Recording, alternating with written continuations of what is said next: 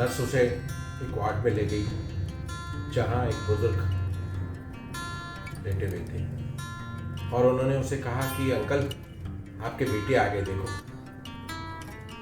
आपके बेटे आ गए। आप कहते थे ना बॉर्डर पे हैं, मेजर हैं, देखिए मेजर साहब आ गए। अपने बेटे मेजर साहब की आवाज़, उसका आना सुनकर वो बुजुर्ग जो इतने दिनों से बिल्कुल निश्चेत निडाल पड़ा था, उनके जैसे शरीर में जान आ गई, उनके हाथों में कंपन होने लगा और उन्होंने अपना हाथ धीरे धीरे हिलाया। बेटे मेजर ने भी अपना हाथ अपने पिता के हाथ में दिया और उन्हें सहलाता रहा, दर्शाता रहा कि मैं हूँ ना, मैं आ गया हूँ, आप चिंता मत करिए, आप जल्दी ठीक हो जाएंगे। वो बुजुर्ग इतने बीमार थे कि वो बोल भी नहीं पाते थे, ठीक से उन्हें दिखाई भी नहीं देता था, केवल उन्हें अपनी धुंधली आंखों से दिखा कि वर्दी में उनका लाडला खड़ा सामने। वो ऐसे ही दोनों एक दूसरे को प्यार भरी नजरों से देखते रहे। मेजर उन्हें दिलासा देते रहे, प्यार करते रहे, स्पर्श करते रहे कि हाँ, आप चिंता मत करें, आपका बेटा आ गया है। ये वाकया देखकर, ये भावुक पल देखकर वो नर्स की बड़ी द्रवित हो गई।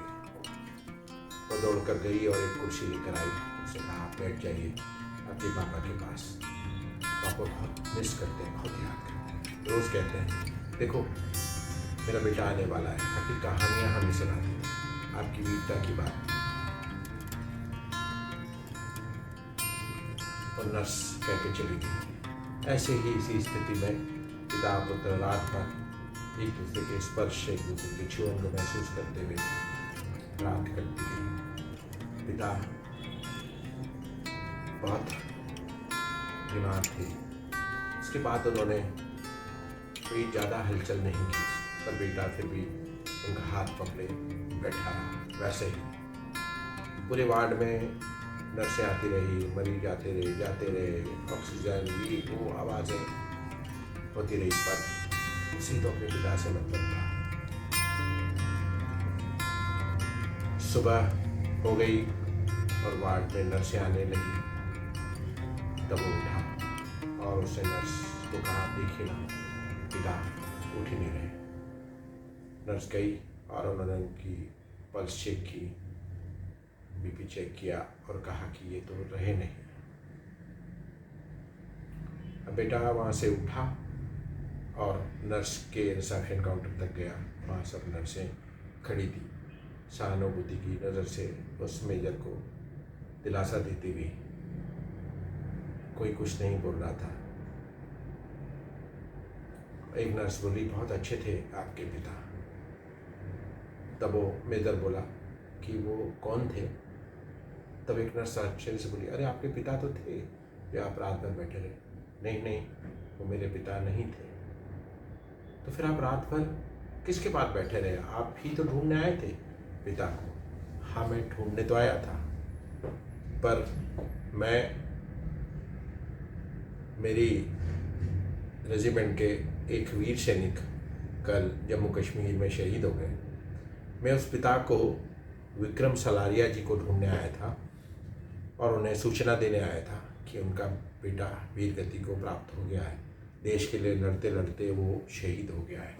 मैं ये दुख की खबर उन्हें अस्पताल में देने आया था, पर आपने मुझे लाके उनके सामने खड़ा कर दिया। मैंने देखा कि उन्हें भी तो एक बेटे की ज़रूरत है। उन्होंने मेरी तरफ हाथ बढ़ाया और मैंने हाथ दे दिया।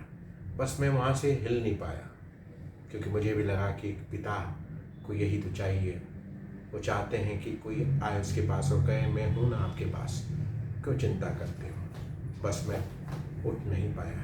नहीं, ये मेरे पिता नहीं है। तब पास से एक नर्स ने बोला, अरे तो ये विक्रम सलारिया जी तो हैं, यही तो हैं उस शहीद के पिता। ओह, यही थे।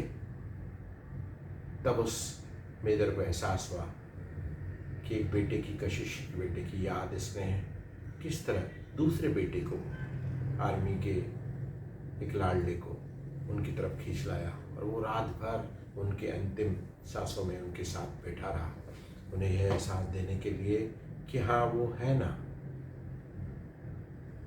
ये कितनी मार्मिक कहानी है, पर यह संदेश भी तो यही देती है कि जब भी मौका मिले आप किसी को भी ज़रूरतमंद को कहें, दिलासा दें, मैं हूँ ना, आप हो उसके पास।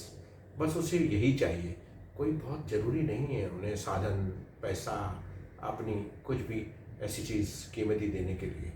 बस ये एहसास बहुत बड़ा है, मैं हूँ ना। उससे कितनी ज़िंदगियाँ बचाई जा सकती है, कितने भरोसों को लौटाया जा सकता है। बस जब भी मौका मिले आप भी कह दीजिएगा मैं हूँ ना, आप है ना, बस मैं हूँ ना।